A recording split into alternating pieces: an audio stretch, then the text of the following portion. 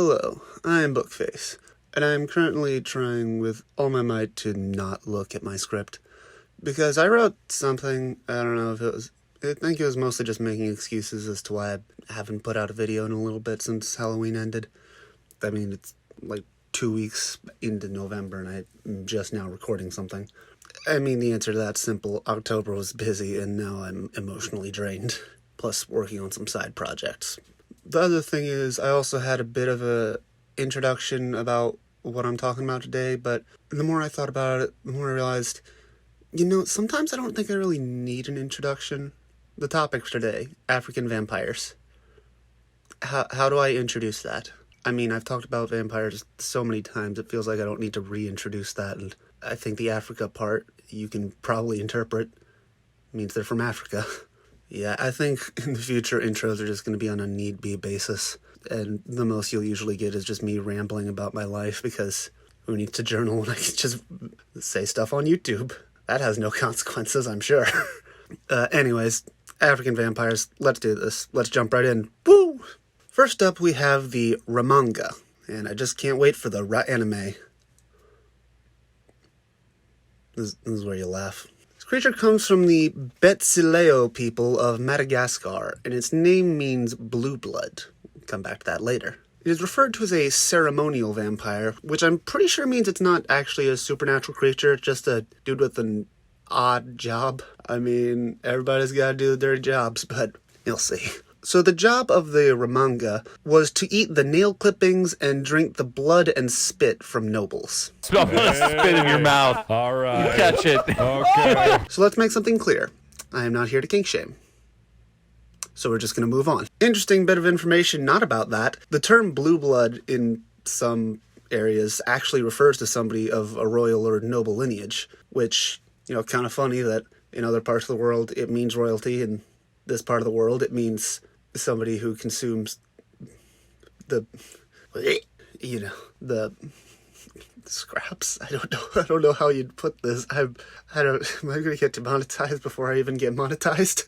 New demonetize yourself challenge. Get it done before I even hit 1,000 subscribers. You can change that if you want. By one small donation of you hitting subscribe, I can get demonetized even faster. Now, the reason that the Ramanga had this job in the first place, well, it was done as a precaution to make sure that these materials could not be used by someone to create some kind of fetish, which means a magical item. Get your mind out of the gutter. I know that's a very important distinction to make here, but it's a magic item. It's not.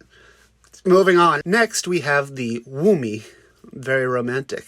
I've run into several. They always manage to woo me.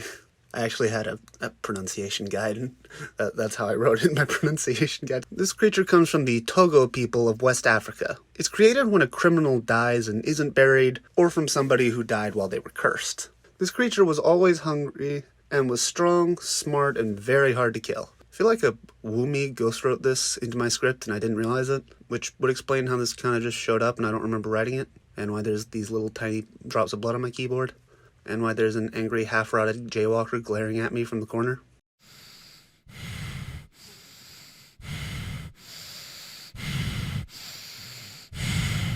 They're really hot, too. They've got a huge This creature has to be killed by a group of priests who have gone through some ritual cleansing. They're easiest to approach after feeding when they go into the sort of catatonic state, and if that ain't just a mood, big old food coma. Except this time, when you wake up from the food coma, you get stabbed. Or you don't wake up from the food coma. They use several layers of rope to tie it down. I will not kink shame the vampires and the vampire hunters. I won't do it. Not in this video, at least. Then they take that wrapped-up body to an undisclosed location and bury it in an unmarked grave. Afterwards, no one can speak of the location or approach it ever again, or the Wume will compel them to dig the Wume up again, and then start it all over. Keep it secret. Keep it safe. Lastly, we have the ads, the real monster of YouTube. Ads. Yeah, I'm never gonna get monetized well.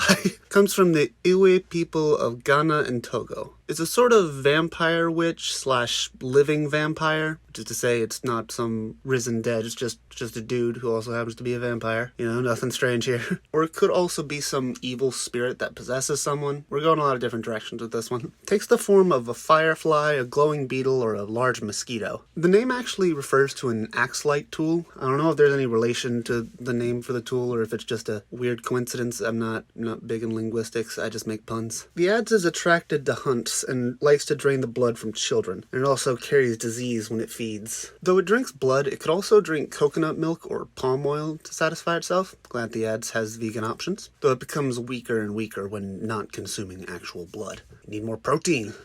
Where's that bean-rich blood substitute? Yeah, you can get your perk right up. They have been known to go into a frenzy and drink all the palm oil and coconut milk in the area, which seems like a very specific problem to have. I'm sure it's annoying, but it's just such a very specific problem. When supplied with plenty of food, it takes only what it needs. But if it's denied feeding, then it becomes kind of bitter and takes the form of a very disease-rich bug.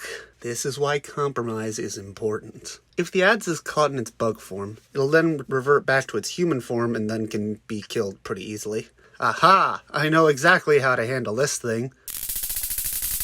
And there we have 3 vampire kind of creatures from Africa. Much like my intros, I don't always know why I have outros. It's not like there's a moral to the story here. There are some cool myths in Africa, and these are honestly some of the more straightforward ones. I found a lot of very strange ones, so I don't know why I'm doing an outro. If you like this video, please leave a thumbs up, comment down below, and subscribe. I will be having my existential crisis until the next video. Like, comment, subscribe. I'll see you in the next video. Bye!